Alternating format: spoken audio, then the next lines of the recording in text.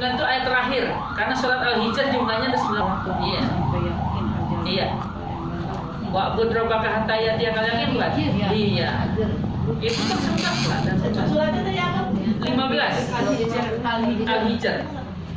Ya, Al-Hijr itu surat 15. Ya. Ya, Al-Hijr, ya, ayat Muslim karena menuju Islamnya kafah. Kita juga ingin beriman. Nah, sebenar-benarnya lihat di Quran tidak ada satupun ayat Allah Subhanahu wa Ta'ala perintahnya ditujukan kepada orang Islam, tapi kepada orang yang beriman. Jadi kalau merasa orang beriman, dia selalu merasa terpanggil. Banyak ayat itu di Quran 200 lebih ayatnya. Jumlah ayatnya dari surat yang pertama sampai 114 itu jumlahnya ada 200 ayat lebih di dalam Al-Quran orang beriman. Kalau nggak perintah, ya larangan kan? Perintahnya masuk Islam secara kafah atau secara keseluruhan, larangannya jangan ikutin langkah-langkah setan. Seperti itu. Walaupun kita sebagai manusia selagi hidup terus akan diuji oleh Allah Subhanahu wa Ta'ala. Gitu ya, saya katakan. Nah, kalau udah beriman kepada Allah, ingat ukurannya pasti yang harus kita mau satukan adalah Allah. Ya, kalau kita udah pakai kalimatnya innallaha ala kulli syai'in qadir. Allah itu berkehendak kepada segala sesuatu, Allah itu kuasa atas segala sesuatu. Kita mah nggak bisa apa-apa, nggak tahu apa-apa, nggak punya apa-apa. Saya kesini sampai kesini ini atas ya izin Allah. Ya, kalau Allah nggak sampaikan dengan cara Allah bisa. Masya Allah, hari Selasa kemarin saya tuh komplek perdagangan karena ada mobil, saya lewat belakangnya, jadi alhamdulillah Allah ngikutin karena akhirnya pada mencar. Kalau orang memang ada niatnya bulat, termasuk ibu-ibu sampai ke sini, informasi yang didapat, ilmu yang didapat apa? Oh, harus tingkatkan iman dan takwa kita. Berarti harus. Setiap kita harus bersih dari dosa. Berarti harus. Setiap kita, apapun yang kita punya harus dikorbankan. Berarti harus. Kalau bicara harus, wajib, fardu ain, nggak boleh ditawar. Itu namanya ketetapan Allah. Makanya ada yang namanya kalimat beriman kepada yang goib. Goib itu Allah kelihatan nggak, Bu? Enggak. Ya, tapi kita bisa merasakan kekuasaannya Allah Subhanahu wa Ta'ala. Masya Allah, saya katakan kita bisa hari ini menikmati apa yang kita makan, yang kita minum, itu semuanya karena kehendak Allah. Kita nggak bisa apa-apa, makanya banyak-banyak mengingat ya pemutus kenikmatan. Nah, kalau udah mati bisa makan, ya walaupun dikasih opor ayam tuh mayat nggak jalan, ya punya, ya meninggal kan? Oh, boro-boro mau ya. Ya, tadi giginya udah sakit, bagaimana mau makan? Salah satu orang itu susah menjadi orang beriman sebenar-benarnya, menjadi orang bertakwa sebenar-benarnya. Faktor utamanya salah satu apa? Karena sering kufur. Sering kufur nikmat. Dikasih kesehatan bukan makin bertambah ketaatannya, meningkatnya imannya kepada Allah, malahan banyak maksiat. Ada orang yang begitu? Banyak. Jangan ada yang di sini. Mudah-mudahan. Ada nggak begitu? Emang orang kalau lagi nyolong, lagi nyuri, emang yang sakit apa yang sehat? Sehat. Nah, pinter. Orang lagi maksiat nih, lagi maksiat enak-enakan, pokoknya maksiat aja, bentuk segala maksiat dan sebagainya. Yang sakit apa yang sehat? Sehat. Tapi kalau kesehatan yang kayak gitu digunakan, Allah jadi murka. Tuh, makanya kayak gitu, ketutup mata hatinya. Kalau sering dilakukan dia nggak mau sadar.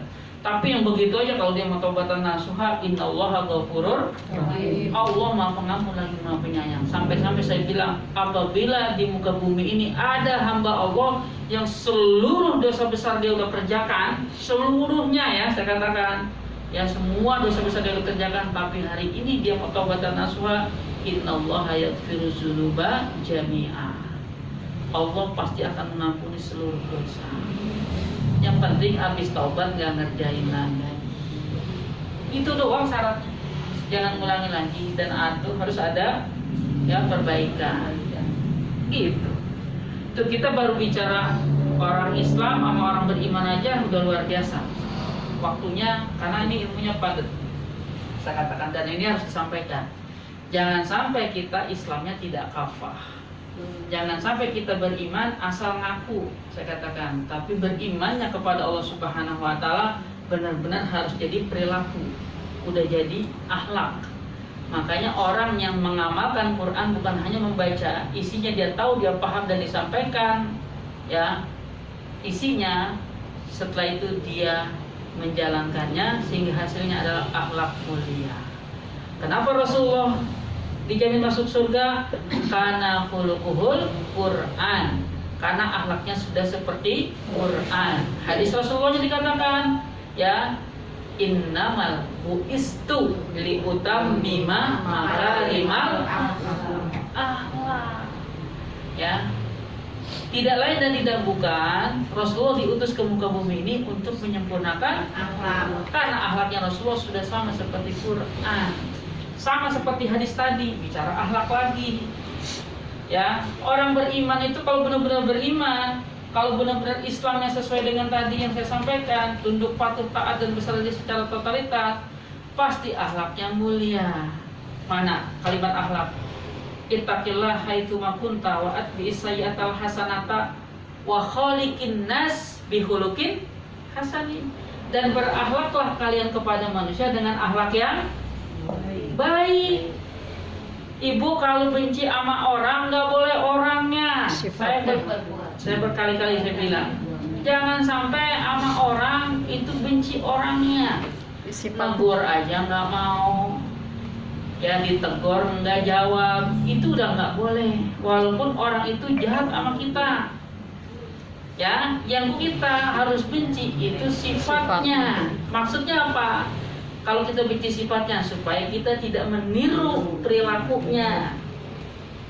Walaupun itu pun jangan sampai digumbar-gumborin, disebar-sebarin keburukannya. Kita udah tahu nih keburukan orang, jangan disebar-sebarin. Gitu. Tapi kalau sama orangnya mah ya tetap lebur, tetap ketemu seperti itu. Karena kita hidup tidak hablum minallah saja, tapi hablum minannas. Makanya ada 4 hadis yang pasti orang ini nggak bisa masuk surga. Hadisnya mana? Sebutin nggak? Udah mau jam 3 baru imam itu 3 menit lagi jam 3. Nggak kerasa ya? 2 jam lagi siap kok. Belum masak ya? Ya. Masak pagi doang. Nah, udah yang belum. Yang disampaikan oleh Rasulullah SAW ini ya menjadi kehati-hatian dan kewaspadaan buat kita. Walaupun orang itu sholatnya rajin, walaupun baca Qurannya rajin, walaupun istighfarnya rajin, walaupun infak, sedekah, zakatnya rajin, tapi kalau ada di 4 ini nggak bisa masuk surga. Tuh ngerinya di situ tuh. Ya, sampaikan nggak nih? Yang pertama, la yadkhulul jannata man kana fi qalbihi mithqalu dzarratin min kibrin. Ibu artiin sendiri. Ya. Coba direka-reka itu apa? Yang kedua, la yadkhulul jannata qattatun. Yang ketiga, la yadkhulul jannata qati'un, yakni qati'ur rahim. Yang keempat, la yadkhulul jannata namamun. Apa kira-kira semuanya? Yang pertama, la yadkhulul jannata man kana fi qalbihi mithqalu dzarratin min kibrin. Tidak akan masuk surga orang yang di dalam hatinya sedikit saja atau sebesar biji zarah ada kesombongan. Ya, sombong itu berarti menolak kebenaran dan merendahkan orang lain. Jadi kalau kebenarannya kalau ditetapkan di Quran gak dijalanin, itu namanya orang sombong. Nah, berarti orang sombong walaupun dia ibadahnya rajin, kalau sombong gak bisa masuk surga. Makanya ya rendahin, ya ngerjain orang itu, suka nyepelin orang, makanya hati-hati misalnya seperti itu, gak boleh ya rendahin. Nah, seperti itu. Oke. Selanjutnya, maka la yadkhulul jannata apa tadi? Tidak akan masuk surga orang yang apa tadi? Qati'un, yakni qati'ur rahim. Tidak akan masuk surga orang yang suka memutus, yaitu memutus tali silaturahim. Walaupun hajinya rajin, puasanya rajin, zakatnya rajin, umroh dan hajinya udah bolak-balik berkali-kali, ya, bukan sholat 5 waktu tapi sholat tahajud duha dan dikerjain, tapi dia silaturahimnya diputus sama saudaranya dan sebagainya, nggak bisa masuk surga. Tuh, hadis itu semuanya sahih saya sebut. Selanjutnya, apalagi tadi? Ya. La yadkhulul jannata al-bakhilu, tidak akan masuk surga orang yang punya sifat bakhil. Iya, bakhil pelit. Iya. Kagak mau zakat, kagak mau infak, kagak mau sedekah, punya diluaskan rezekinya, nggak mau kurban. Ya, seperti itu. Ada tetangganya, makanya yu'minu billahi wal yaumil akhir fal yukrim jarahu. Tidak mau memuliakan tetangganya, dia makan enak-enakan, perutnya kenyang, tapi tetangganya kelaparan, tidak bisa. Makanya kita harus dibangun sifat pedulinya, seperti itu, ya. Jangan sampai kita kenyang, tetapi tetangga kita kelaparan udah berhari-hari kagak tahu. Misalnya, ya alhamdulillah kalau punya tetangga dua-duanya. Yang pelitnya kapak ya Pak? Keluruhan. Iya, pelit aja kagak boleh gitu. Seperti itu.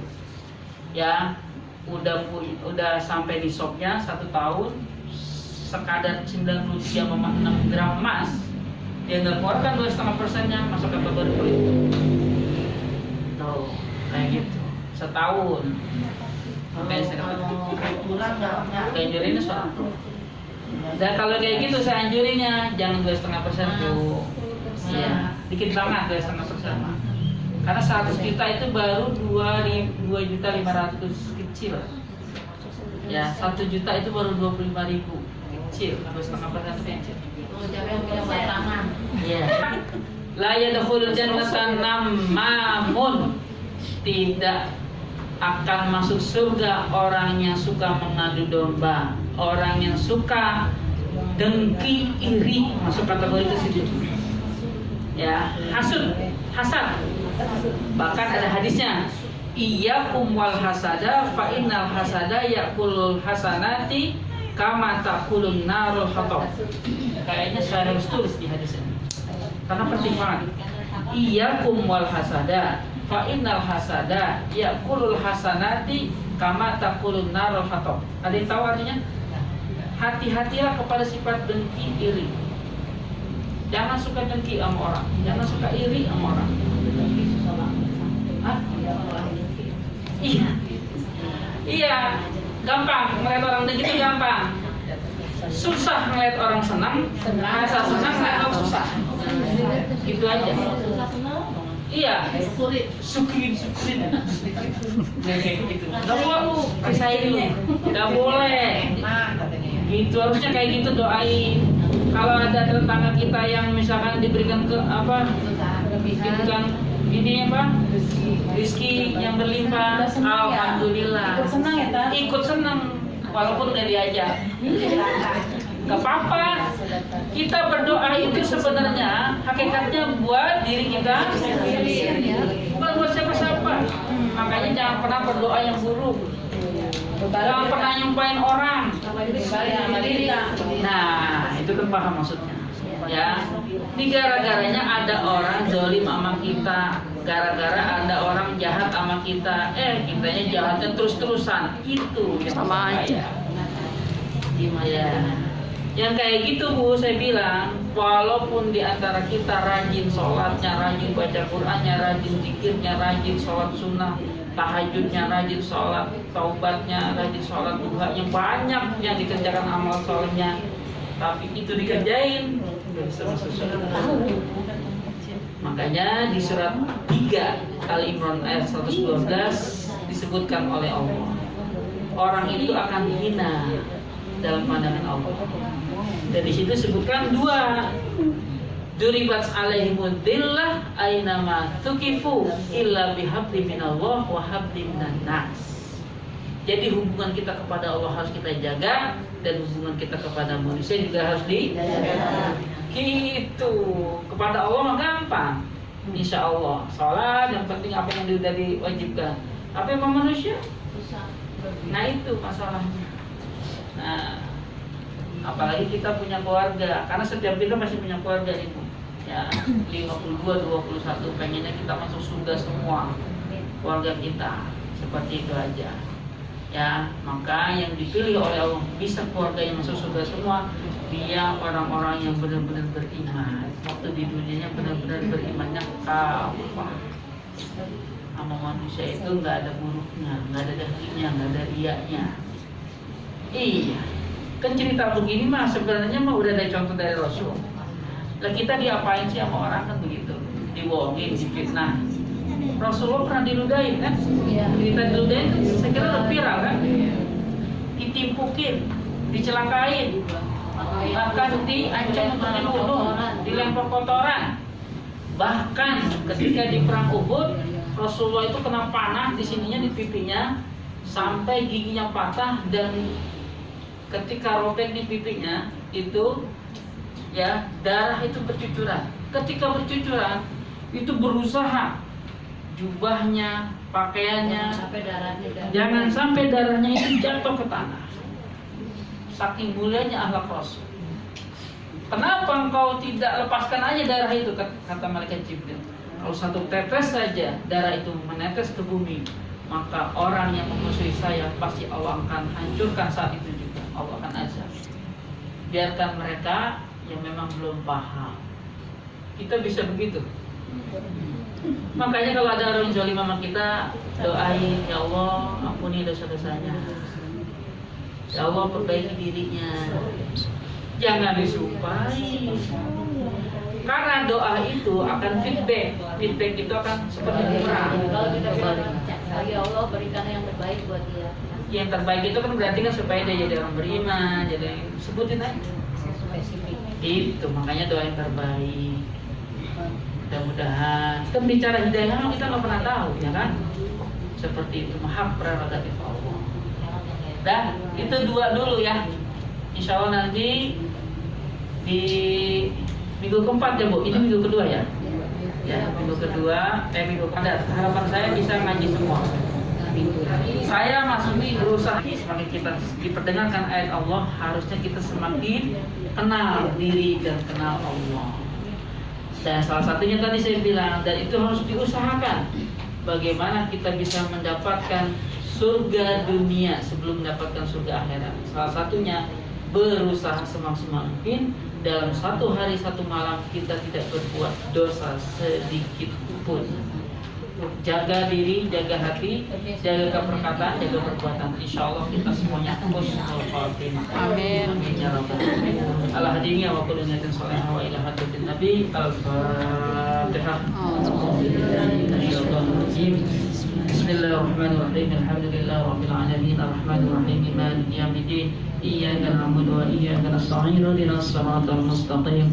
Siratal ladzina an'amta 'alaihim ghairil maghdubi 'alaihim waladdallin. Astaghfirullahaladzim. Astaghfirullahaladzim. Astaghfirullahaladzim. Allahumma shalli ala sayyidina Muhammad wa ala ali sayyidina Muhammad. Radhiyallahu ta'ala an kulli sahabati Rasulillah ajma'in. Alhamdulillahi rabbil alamin. Hamdan na'imin, hamdan syakirin, hamdan yuwafi ni'amahu wa yukafi'u mazidah. Ya Rabbana lakal hamdu kama yanbaghi li jalali wajhika al-karim wa 'azimi sultanik. Allahumma ighfir lana dhunubana wa dhunuba walidayna warhamhum kama كبرنا صغارا رب زدنا علما وزدنا فهما اللهم اسلم لنا نورنا واغفر لنا إنك على كل شيء قدير اللهم اتم لنا من هذه الدنيا يا الله بحسن الخاتمة اللهم ارنا الحق حقا وارزقنا اتباعه وارنا الباطل باطلا وارزقنا اجتنابه ربنا هب لنا من الصالحين اللهم سهل أمورنا وأمور والدينا وأمور أساتذتنا وأمور أبنائنا وأمور من جميع المسلمين والمسلمات والمؤمنين والمؤمنات الأحياء منهم والأموات برحمتك يا أرحم الراحمين ربنا لا تؤاخذنا إن نسينا أو أخطأنا ربنا ولا تحمل علينا إصرا كما حملته على الذين من قبلنا ربنا ولا تحملنا ما لا طاقة لنا به واعف عنا واغفر لنا وارحمنا أنت مولانا فانصرنا على القوم الكافرين اللهم إنا نسألك سلامة في الدين وعافية في الجسد وزيادة في العلم وبركة في الرزق وتوبة قبل الموت ورحمة عند الموت ومغفرة بعد الموت اللهم هون علينا في سكرات الموت ونجاة من النار والعفو عند الحساب ربنا تقبل منا صلاتنا وصيامنا وسجودنا وركوعنا وقعودنا وتضرعنا وتعبدنا وتأمين تقصيرنا يا الله يا رب العالمين اللهم اجعلنا من المخلصين اللهم اجعلنا من الصابرين اللهم اجعلنا من الشاكرين ربنا آتنا في الدنيا حسنة وفي الآخرة حسنة وقنا عذاب النار سبحان ربك رب العزة عما يصفون وسلام على المرسلين walhamdulillahi rabbil alamin. Ya Allah berkahi dan ridhoi kehidupan kami, berkahi jamaah majlis taklim Darul Muminah, mudah-mudahan semuanya ibu-ibu menjadi ibu-ibu yang salehah, yang saleh dan salehah, sakinah mawaddah rahmah, dan semuanya termasuk min ahlul jannah. Amin ya Allah. Amin. Mohon maaf apabila ada kesalahan. Allah, maka kita tidak ragu-ragu tidak memaafkan. Wabillahi taufiq wal hidayah. Wassalamualaikum warahmatullahi wabarakatuh. Waalaikumsalam warahmatullahi wabarakatuh.